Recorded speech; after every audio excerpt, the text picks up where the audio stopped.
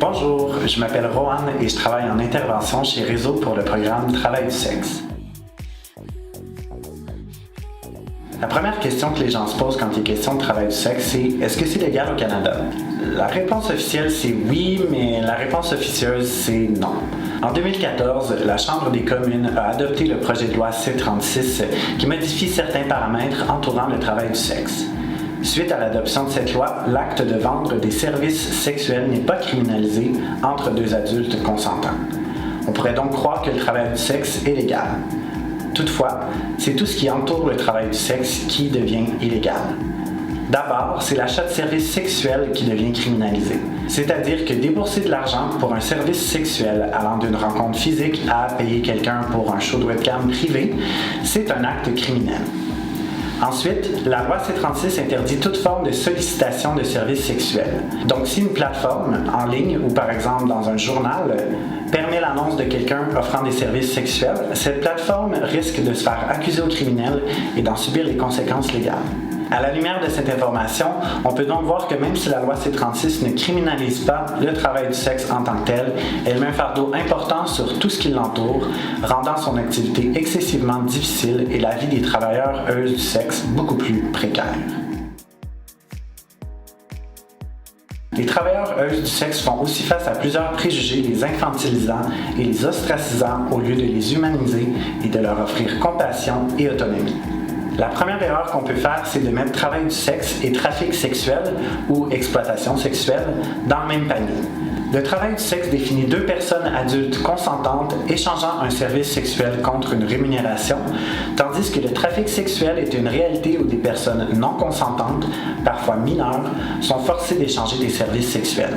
Tout le monde s'entend que le trafic sexuel doit cesser, mais c'est infantilisant et faux de croire que tous les travailleurs du sexe sont des victimes d'exploitation sexuelle. Oui, certaines personnes le font parfois plus par obligation monétaire que par choix volontaire, mais pas plus ou moins que n'importe quel autre emploi. Peu importe la nature de notre emploi, nous vendons tous notre temps et notre capacité physique et émotive à un employeur ou directement à un client. Que l'on soit serveur, serveuse, pianiste, professeur, docteur, nous devons tous nous plier et vivons tous dans le même système capitaliste. Il ne faut pas oublier non plus la pluralité du travail du sexe. Quelqu'un qui fait des vidéos sur OnlyFans, quelqu'un qui fait de la prostitution de rue, oui, quelqu'un qui fait des shows de webcam privés, de la pornographie, toutes ces personnes utilisent leur corps et leur sexualité en échange de monétisation. De les catégoriser tous en tant que personnes non consentantes est infantilisant et stigmatisant. Un autre préjugé entourant le travail du sexe est que les travailleurs du sexe sont des vecteurs d'ITSS. Bien que les travailleurs du sexe soient plus à risque de contracter des ITSS de par la nature de leur emploi que, par exemple, quelqu'un qui travaille dans une pâtisserie, ça fait pas d'eux, elles, des personnes moins informées ou moins intéressées à leur santé sexuelle.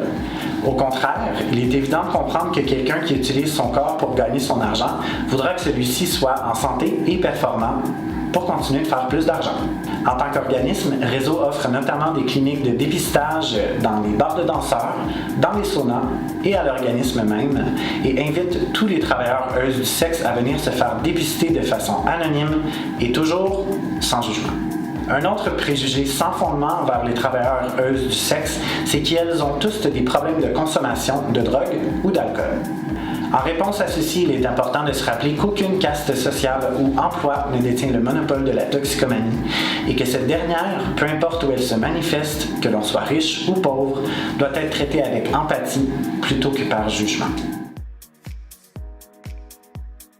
Tout ce qui a été nommé précédemment contribue à la stigmatisation et la dévalorisation des travailleurs du sexe. Et il est important d'amener une vision contraire à ceci et de valoriser leur place dans la société.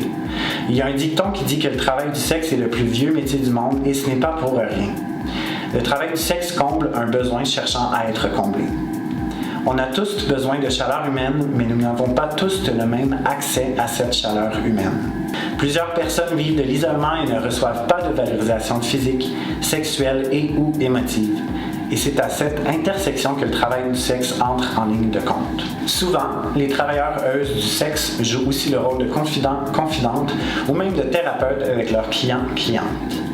Et elles offrent oui leur corps, mais aussi leur temps, leur écoute, leur expertise et leur chaleur à une personne ressentant le besoin de se confier, de se cajoler, de passer un moment intime. Chez Réseau, nous croyons fermement que les travailleurs du sexe sont des travailleurs de la santé, offrant un service nécessaire. Les travailleurs du sexe portent aussi plus souvent qu'autrement sur leurs épaules le rôle d'éducateurs-éducatrices sexuelles, expliquant des zones plus sombres de la sexualité à leurs clients-clientes, pouvant leur offrir un espace pour explorer leur sexualité, leur identité de genre ou leur kink sans peur du jugement. Peu importe les divergences d'opinion sur le travail du sexe, il est important de ne pas oublier que nous parlons de personnes réelles avec des envies, des besoins et des aspirations, et que tristement, nous laissons trop souvent les travailleurs du sexe hors de la conversation lorsqu'on parle d'eux, elles. Avant de les condamner, de les ostraciser, pourquoi ne prenons-nous pas le temps de les écouter, de comprendre leurs besoins et leurs réalités afin de pouvoir mieux les outiller et de faciliter leurs conditions de vie? Il est temps qu'on passe à l'action en ce qui concerne la décriminalisation du travail du sexe. Les travailleuses du sexe sont des personnes comme vous et moi qui méritent le respect, la santé et la sécurité d'emploi.